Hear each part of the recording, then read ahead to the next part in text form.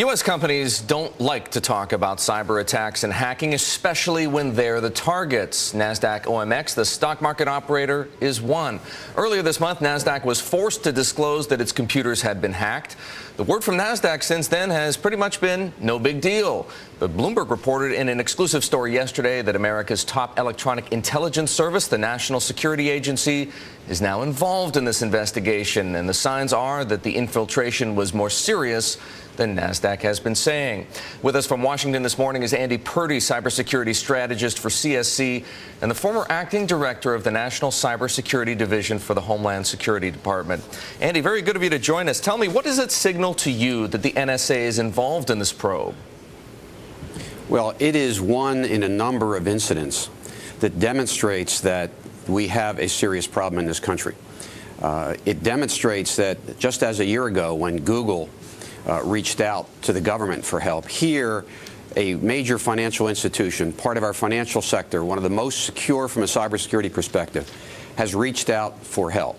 And it demonstrates that we need to do a better job as individual organizations and as a nation to address the cyber risk that we face. Andy, if it's a serious problem, if companies like Nasdaq are crying for help, why on earth isn't somebody sounding the alarm bell? I don't hear a whole lot from the administration. I certainly don't hear a lot from major corporate organizations that represent American business interests, say like the U.S. Chamber of Commerce. Well, CSC believes that an important part of our national defense is leveraging the capabilities, technologies, and experience of government and the best practices in commercial, and making sure the benefits of those are exchanged so that government can benefit from the private sector and the private sector can benefit from government. We believe the best way to do this are U.S. government and industry initiatives to share information and to share technologies to make us all safer. And if it's a government industry initiative, it's much more likely to protect the privacy and the security and the civil liberties of Americans. But Andy, I guess what I'm trying to get at is, should we be hearing more about this from, say, the president or from the director of Homeland Security?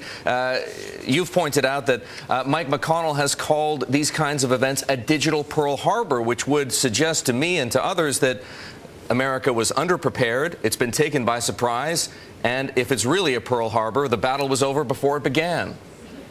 Well, there are a number of things that the government is doing, significant things with the private sector, and a number of things that individual organizations in the private sector have to do. Our company is one of the nation's largest IT infrastructure providers. We see across the full threats of the commercial and the government space. We see that the efforts have not stood up to the challenge. Several things are about to happen. The Department of Homeland Security is working on a cyber plan, hopefully that will have objectives, goals, and milestones so we can measure progress.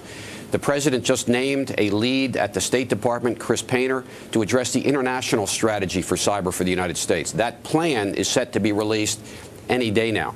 There is an initiative of the government working with private industry to share information in a classified way of the most significant threats that the nation faces, that the corporations face. Because one of our challenges is not just the fear of a digital Pearl Harbor. It's that right now our nation is losing its competitiveness because of the online theft of intellectual property, and that requires a different kind of strategic risk-based approach for individual organizations and greater access and flow of information among and between government and the private sector. Well, it does sound as though more information is due from the White House and the administration. We're looking forward to it, as I'm sure you are. Andy, thanks for joining us. Andy Purdy, Chief Cybersecurity Strategist at CSC, once known as the Computer Sciences Corporation.